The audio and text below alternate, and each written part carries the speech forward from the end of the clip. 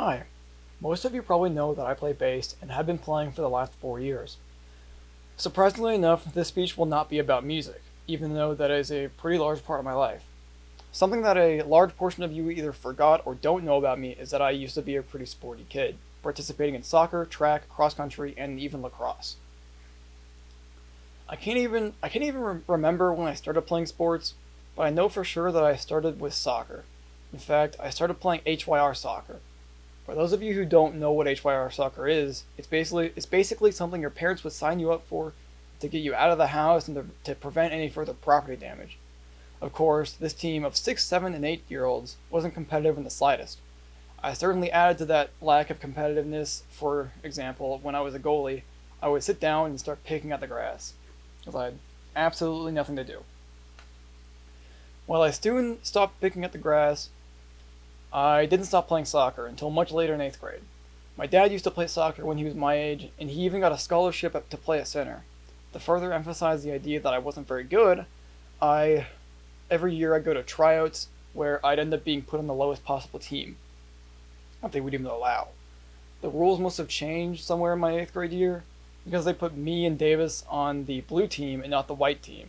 Probably because they didn't want two 8th graders on the white team. While I enjoyed playing soccer, I wasn't very good at it and often wanted to quit.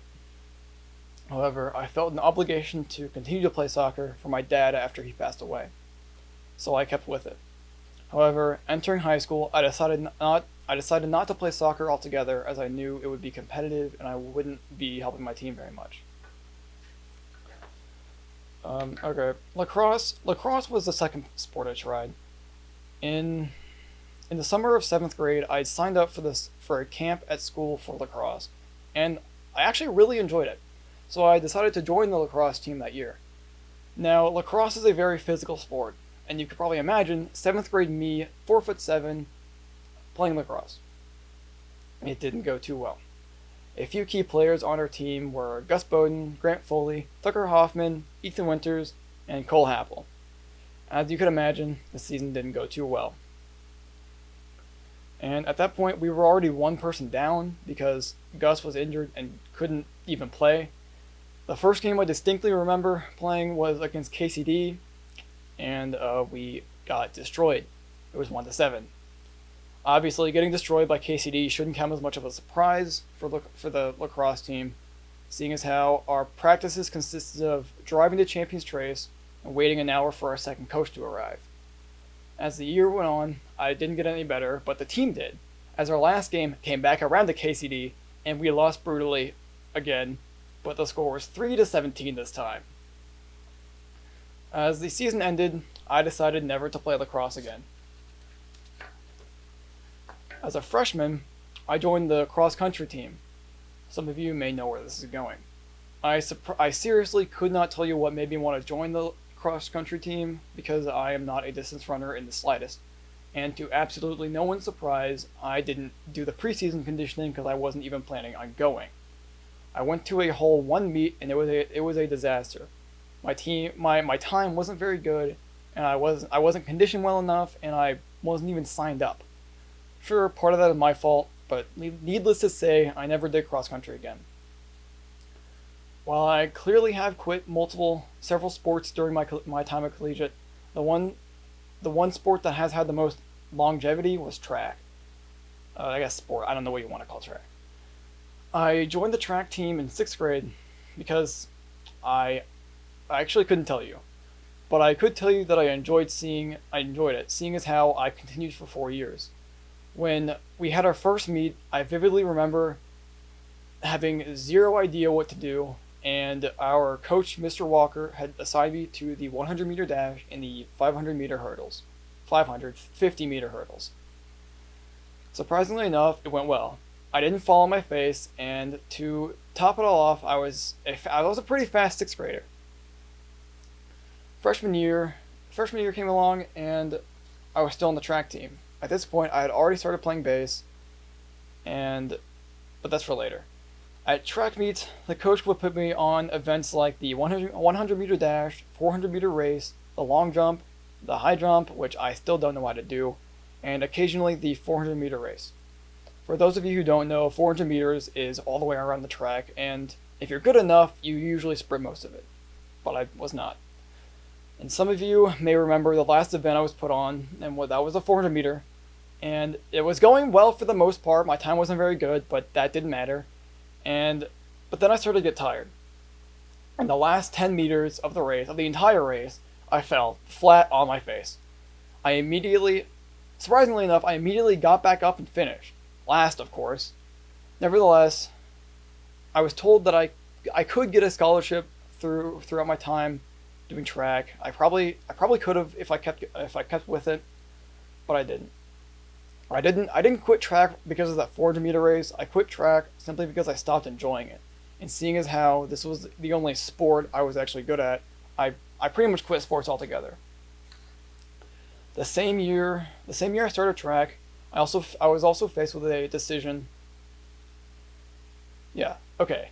The same year I started track, I was also faced with deciding what instrument to play in the middle school strings class.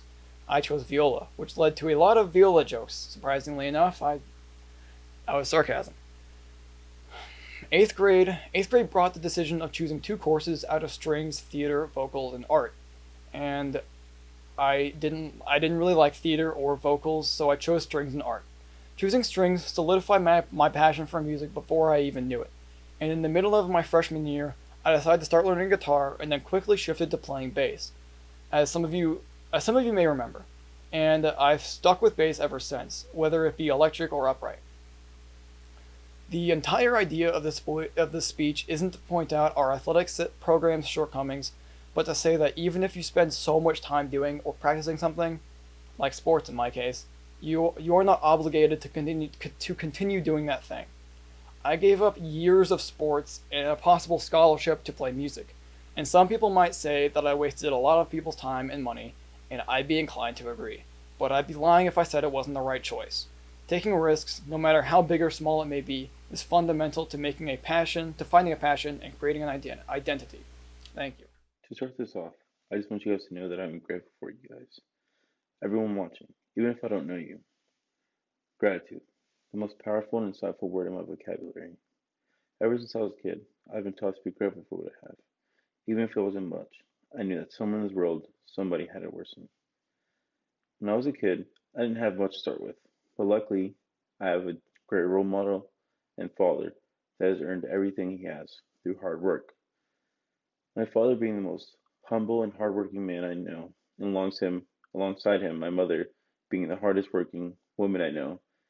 These two have been through thick and thin and have always worked together to raise a beautiful family. My dad came from living in a school classroom with his 9 brothers and sisters and his mom. My mom lived in a small house with her 13 brothers and sisters and her parents.